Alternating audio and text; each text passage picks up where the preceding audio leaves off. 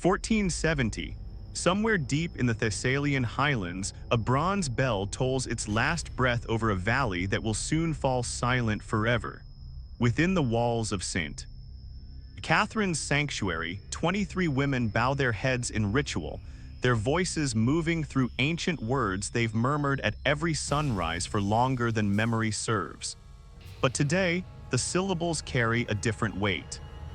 They taste like smoke, like farewell, like the final page of a chapter no one will finish reading. Beyond the weathered stone barriers, the skyline burns crimson, not with dawn's arrival, but with the crimson silk of an advancing force that has already devoured nations without hesitation. The Ottoman war machine doesn't move in formation. It surges forward like molten iron, swallowing kingdoms, leaving nothing but ash in its wake. Sister Eleni, the Mother Superior, grips a tarnished silver cross passed down through generations, her fingers quivering, not from terror but from certainty. She understands what approaches. Every woman here does. What none of them can foresee, what defies all comprehension, is that a swift death would have been an act of grace. What unfolded in those days wasn't preserved in the textbooks you were handed in classrooms. It was smothered, concealed, locked beneath layer upon layer of deliberate forgetting. Until this moment, what the empire inflicted upon these women transcended mere territorial expansion. It was methodical, calculated, a design historians are only now beginning to excavate from the ruins of silence. The real question isn't whether you possess the courage to face this truth, it's whether you're prepared to carry it forward. If you've ever questioned why certain narratives evaporate from collective memory while others echo endlessly through time, you've arrived at the right place. Here at Crimson Historians, we descend into the archives the world buried intentionally. Letters from missionaries written in fading ink. Ottoman administrative documents locked away for centuries. Testimonies sealed inside Vatican chambers where sunlight never reaches. Every view, every gesture of support, every subscription resurrects one more silenced voice from the abyss. Now let's return to that sanctuary, because the bell has ceased its ringing and the wooden doors are about to splinter. To comprehend what consumed these women, you must first understand the apparatus that devoured them whole. 17 years prior, in 1453, Constantinople collapsed. The jewel of Christian civilization, a metropolis that had endured for over a millennium, obliterated in 53 days of relentless cannon fire and slaughter. The Hagia Sophia, once Christianity's most magnificent cathedral, was stripped bare of its sacred symbols within hours of occupation. Ancient mosaics disappeared beneath fresh plaster. Bronze bells liquefied in forges. Within a single week, the Islamic call to prayer reverberated from domes where Christian hymns had resonated for 900 years. Sultan Mehmed II stood inside that violated sanctuary and declared it transformed. Not because his empire lacked places of worship, but because he grasped something most conquerors fail to recognize. Annihilating a people doesn't require killing them, it requires erasing their identity, their memory, their sense of who they were before you arrived. The Ottomans didn't merely seize territory, they seized souls. When Mehmed surveyed the fragmented remnants of Byzantine civilization scattered across the West, he recognized wounds that refused to close. Every church bell still ringing its defiance. Every monastery still standing against the horizon. Every wooden cross casting its shadow across subjugated earth. These were not symbols, they were declarations. Acts of rebellion, living proof that the old world refused to surrender its ghost. And every nun who continued praying in forbidden tongues was a breathing reminder that faith could outlive armies, outlast empires, survive annihilation. So the Sultan made his decision. If conversion is refused, then disappearance becomes inevitable. Not through massacre, though. Massacres create martyrs, martyrs ignite resistance. Ballads are composed. Legends are born, the executed become immortal. The Ottomans had refined something far more efficient. something that left no songs behind, no legends, no trace, erasure. By 1470, this strategy had been tested across the empire's expanding borders. Greek monasteries throughout the Mora Peninsula, Serbian convents deep in the Balkans, Armenian sanctuaries scattered across Anatolia. They didn't incinerate every structure, some were converted, others abandoned to decay, but the pattern remained unchanged. First came the offer, then came the void. The convent of St. Catherine, perched on a remote hillside far from any military garrison, was about to become another experiment, another discarded note in the margins of imperial expansion. But these women had no idea they were footnotes. These weren't soldiers. They were women who had devoted entire lifetimes to silence and devotion. Their weapons were prayer beads, their armor was conviction. Most had never witnessed warfare, never grasped a weapon, never imagined they would need to defend anything but their souls. Sister Eleni had served as abbess for 12 years. Before assuming that role, she had cared for the dying in a village that no longer existed, consumed by plague in 1448. She entered the convent not to flee the world, but to make meaning from its cruelty. Sister Magdalena was 19.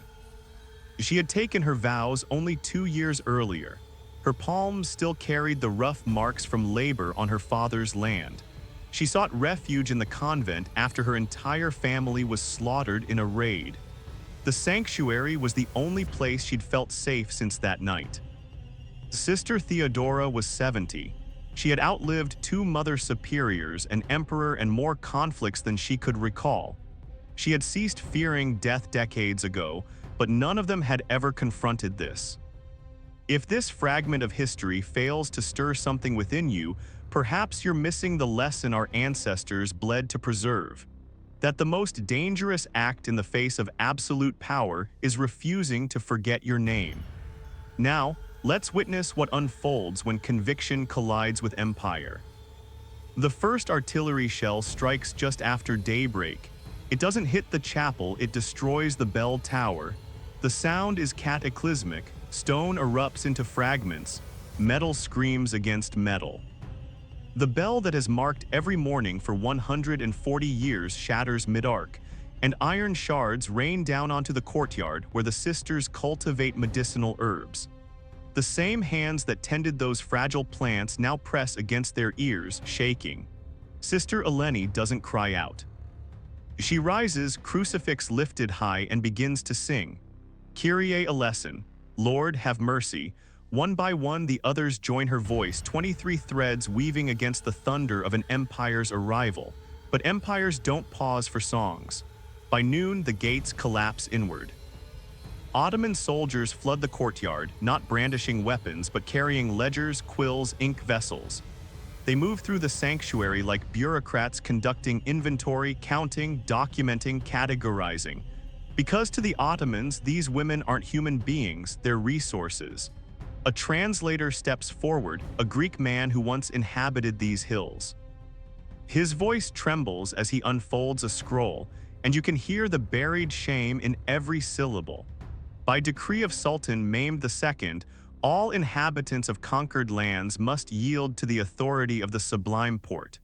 Those who embrace conversion will receive protection. Those who resist will face the consequences reserved for rebels. Sister Eleni moves forward. Her expression is serene, almost tranquil. She addresses not the soldiers, but the translator, in Greek so clear every person present understands. Inform your Sultan that we have already pledged our lives to a king.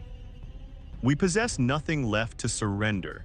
The commanding officer, a man named Hassan Pasha, whose name surfaces in Ottoman military documentation from the 1470 Thessalian campaign, doesn't react with fury.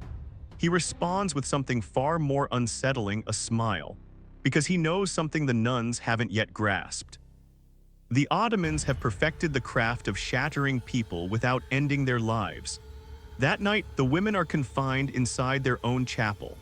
No sustenance, no water, just darkness and the sounds of soldiers beyond the walls, laughing, feasting, existing, while they wait to see who fractures first.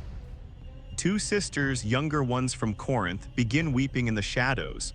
Their sobs reverberate off ancient stone, but Sister Magdalena, barely 20 years old, begins whispering a psalm. "The Lord is my shepherd, I shall not want." Then another.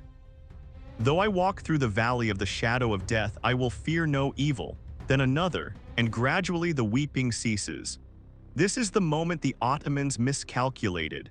These women had spent their entire existence preparing for suffering, fasting, vigils in freezing darkness, hours of imposed silence.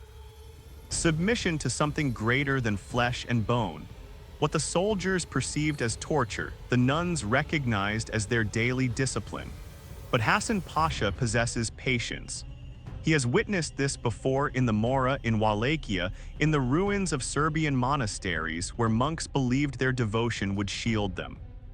"Faith is like a candle," he once wrote in correspondence to the Sultan, still preserved in the Topkapi Palace archives. "It burns brightest just before it dies." He's about to test that theory. On the second day, the doors swing open. A servant enters bearing bread and water, real food. Clean water, he places it down wordlessly and withdraws. The nuns stare at the offering. Their throats are parched, their stomachs hollow with hunger. The younger sisters look toward Eleni, desperation flooding their eyes. Sister Theodora, the eldest, speaks first. "They want us to accept it, to feel gratitude, to soften our resolve." Eleni nods slowly. "Then we fast." They don't touch the food. By the third day, their lips crack and bleed. Their hands tremble uncontrollably. The younger sisters can barely remain upright, but they don't break. Hassan Pasha observes from the courtyard, arms folded across his chest. He's impressed, frustrated, and perhaps just for a fleeting moment something resembling respect crosses his features, but respect doesn't alter strategy. On the third day, the doors open again. This time it's not a servant, it's Hassan himself. He speaks in Turkish, the translator trailing behind like a shadow. "You are not criminals, you are not enemies, you are simply mistaken. The Sultan is merciful. He offers you new existences, new names, protection. All you must do is speak the words." Silence. "Or you can accompany us to Constantinople. There the Sultan himself will hear your case. Perhaps he will be moved by your conviction." He pauses, allowing the words to settle, but the journey is long and the weak do not survive it. It's not a threat, it's a guarantee. Sister Eleni looks at her sisters. Some are barely conscious. Some pray with closed eyes. Some stare at the floor, searching for strength in stone. She turns back to Hassan. "We will walk." The smile returns to his face. "Good, we depart at dawn." That night the nuns hold each other in darkness. No one speaks. But Sister Magdalena begins to hum softly, a hymn they sang at Vespers. One by one, the others join her voice. Outside, the soldiers hear it. Some pause mid-motion, some avert their eyes. One of them, years later, will tell his grandson about the women who sang themselves toward death. But that story will be forgotten too. For now, the hymn rises through fissures in the chapel walls and drifts into the night. A prayer, a plea, a declaration: we are still here. They depart at dawn on the fourth day. 23 women, wrists bound with coarse rope, walking south toward the coastline. No carts, no horses, just their feet, the dust, and the sun that shows no mercy. The soldiers don't hurry them, they don't need to. The road itself is the punishment. By the second day, Sister Irene collapses. She's 62. Her knees have been deteriorating for years. She attempts to rise, but her legs refuse. The soldiers don't wait. Sister Magdalena and another nun, Sister Anna, lift her between them and carry her for the next 3 miles. When they finally halt for the night, Irene is unconscious. By morning, she's gone. They bury her beside the road with their hands. No implements, no ritual. Just earth and whispered prayers. The soldiers observe. They don't intervene. Hassan Pasha makes a notation in his ledger, 22 remaining. On the fourth day, it happens again. Sister Callista, who hasn't uttered a word since the siege began, simply stops moving. She sits down in the center of the road, closes her eyes, and doesn't rise. They leave her there. By the time they reach the port of Volos 7 days later, only 18 remain. But something shifted on that road, something the Ottomans failed to anticipate. The nuns stopped weeping, stopped pleading. They walked in silence, but it wasn't the silence of defeat. It was the silence of women who had already made their choice. Sister Eleni had been walking at the front of the column, leading them even with bound wrists. But on the morning of the seventh day, Hassan Pasha summons her. She's brought to his tent alone. What transpires next isn't documented in Ottoman records. It's described in correspondence from a Venetian merchant who witnessed the aftermath, correspondence discovered in 2003 in the archives of Dubrovnik. He writes, "I saw them return her at dawn. She could not walk unassisted. Her eyes, God forgive me, her eyes were open, but she was not present within them anymore. They dressed her in silk and paraded her through the encampment as a convert. But when I passed nearby, I heard her lips moving. She was still praying, in Latin, silently. She had not broken. They had simply claimed her body and left her soul to wander lost." This is the Ottoman methodology that history textbooks omit. They didn't seek martyrs. Martyrs ignite resistance. Ballads are written, stories spread. The dead become saints. They sought ghosts. Women who would walk, speak, consume food, draw breath, but would never be whole again. Living proof that rebellion was futile. Living warnings to anyone who imagined faith could stand against empire. Sister Eleni walked with them the remainder of the journey to the coast. But she never spoke again, never met anyone's gaze. She existed there, but she didn't. The younger sisters wept when they saw her. The older ones simply prayed harder. At the port of Volos, they're loaded onto a galley, a massive warship with rows of benches and chains bolted to timber. This is not a passenger vessel. This is a machine designed for control. Slaves, prisoners, cargo, the nuns are chained to the benches, wrists locked to iron rings. A ship's manifest, discovered in 1987 in Istanbul's Topkapi Palace Museum, lists them not by name but by number. Religious captives, female 18, destination, imperial household, purpose, domestic service and conversion. That word service conceals a multitude of horrors. The voyage consumes 12 days. The sea offers no kindness. Storms lash the deck. Salt spray stings their cracked lips. The vessel pitches and rolls violently, and the women who have never witnessed the ocean vomit until there's nothing left inside. At night, the youngest, Sister Magdalena, whispers psalms beneath her breath. Her voice is faint, barely audible over crashing waves.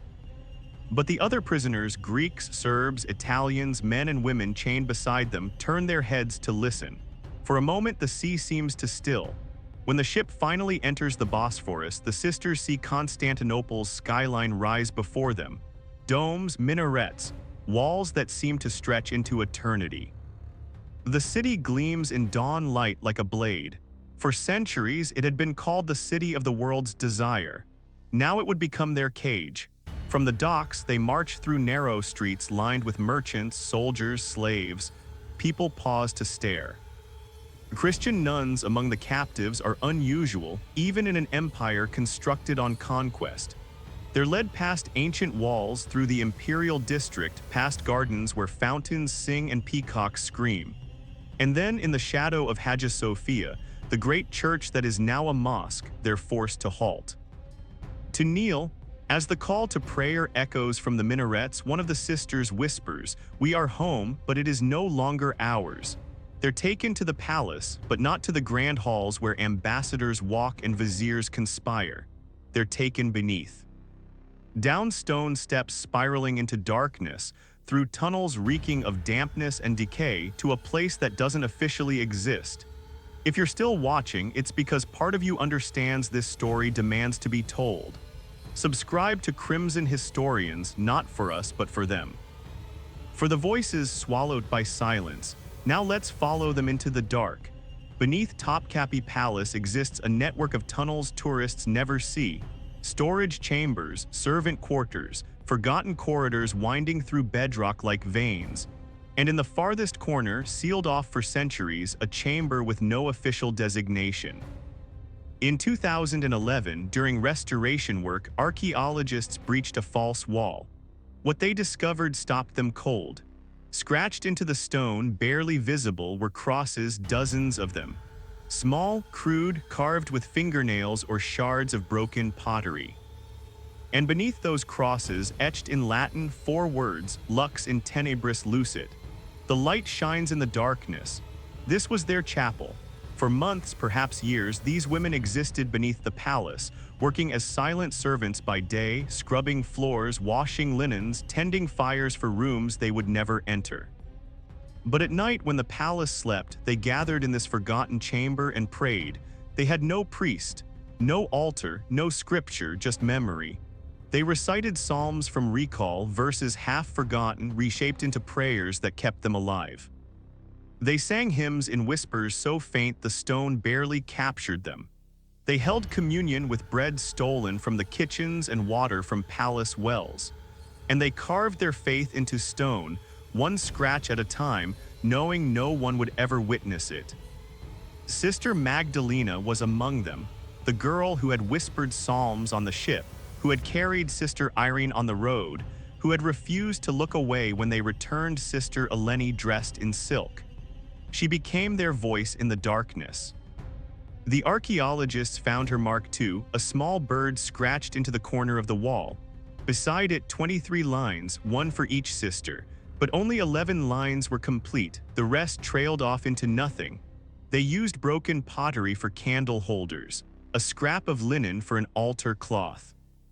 From a shard of shattered mirror, they fashioned a crude cross. In this secret chapel, they gathered each night after the palace slept.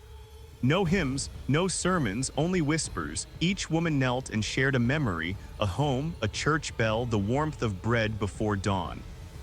These memories became their new psalms, small offerings to a God who still listened in the dark. A Venetian prisoner held in the palace for ransom in 1478 wrote of strange voices echoing beneath the harem, women singing in Latin to a god not of this empire. For centuries, historians dismissed it as superstition until they found the chapel. But here's what breaks your heart: the crosses stop. Halfway through the wall, the scratches become erratic, desperate. The lines deepen as if carved with more force, more urgency. Then nothing. Ottoman records from 1482 mention a cleansing of the palace staff under the new sultan.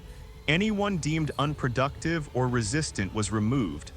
No details, no names, no burial sites, just one line in a ledger written in neat Ottoman script: disposed. The nuns of St. Catherine vanished from history. 18 women who had walked 7 days through hell, who had crossed the sea in chains, who had carved prayers into stone in the dark, are gone. But their chapel remained. A French diplomat in 1712 wrote about a rumor among the older palace servants that on certain nights, if you stood in the lower halls, the air would grow cold. And if you listened closely, you could hear women singing in Latin. He dismissed it as superstition, the foolish beliefs of uneducated servants, but the walls don't lie. In 2011, when the archaeologists examined the chapel more closely, they found something else: traces of wax, not from Ottoman candles but from a different source. Older, mixed with herbs. The kind of candles nuns made in convents, which means they kept their vigil for longer than anyone thought possible: months, maybe years, carving crosses, whispering prayers, refusing to disappear. Sister Magdalena's bird was the last mark on the wall. Beside it, scratched so faintly it almost wasn't there, 2 words in Greek: we endure. But the truth is, they didn't just endure. They left something behind that empires couldn't erase. A room full of crosses, a prayer carved in stone. Proof that faith could survive where walls and chains could not. The Ottoman Empire lasted until 1922, 600 years of conquest and power. But in the end, it was those scratches on the wall that survived, not the Sultan's decrees, not Hassan Pasha's ledgers, not the silk they dressed Sister Eleni in, just 4 Latin words carved by women the world forgot: lux in tenebris lucet. The light shines in the darkness. So why does this story matter? Because it's not about religion. It's not even about the Ottomans. It's about what power does when it tries to erase people and what happens when those people refuse to disappear. The Ottoman Empire lasted 600 years. They conquered 3 continents. They rewrote maps, languages, entire cultures. They turned the greatest cathedral in Christendom into a mosque. They ruled from the gates of Vienna to the deserts of Arabia. But they couldn't erase 18 women who scratched prayers into stone. Think about that. An empire with armies, cannons, endless resources, and the will to reshape the world against women with nothing but fingernails and faith. And the women won, not in the way empires measure victory. They didn't reclaim their convent. They didn't convert their captors. They didn't live to see freedom, but they left a mark. History is written by the victors, but memory is written by the survivors. And sometimes survival looks like a cross carved in the dark where no one was supposed to see it. A prayer whispered in a language the conquerors tried to silence. A bird scratched into stone to remember the sisters who fell. Centuries later, we found it anyway. The philosopher Søren Kierkegaard once wrote, "Life can only be understood backwards, but it must be lived forwards." These women lived forward into darkness. They walked 7 days knowing they might not survive. They crossed the sea in chains knowing what waited on the other side. They descended into tunnels beneath a palace knowing they might never see sunlight again. But they carved their prayers anyway, trusting that someone someday would look backward and find them. You just did. In 2011, when the archaeologists stood in that hidden chapel staring at those crosses, one of them asked a question that haunts me. How long did they keep the vigil? The wax traces suggest years. The depth of some carvings suggests desperate, repeated effort. Which means these women gathered night after night, year after year, in absolute darkness and refused to stop believing. Even when sisters disappeared, even when the scratches on the wall stopped growing, even when hope should have died, they kept carving. That's not just faith, that's defiance in its purest form. The Ottoman Empire is gone now, dissolved in 1922. Its sultans are dust, its armies are memory. The palace still stands, but it's a museum now. Tourists walk its halls taking pictures, unaware of what lies beneath their feet, but those crosses remain. And that Latin phrase, barely visible after 500 years, still speaks. Lux in tenebris lucet. The light shines in the darkness. It's from the Gospel of John, a verse about light that cannot be extinguished. About truth that survives even when everything else is taken away. Sister Magdalena carved those words knowing she would never leave that palace, knowing her name would be forgotten, knowing the world would move on without her. But she carved them anyway because she understood something that empires never do. You can conquer land, you can rewrite history. You can erase names from ledgers and bury bodies in unmarked graves, but you cannot kill what people carry inside them, and you cannot silence what they carve into stone. You've just witnessed one of history's darkest truths. If stories like this remind you how fragile humanity is, how easily voices can be erased, then subscribe to Crimson Historians and keep the past alive. Because some voices deserve to be heard even if they were silenced centuries ago. Especially then, the nuns of St.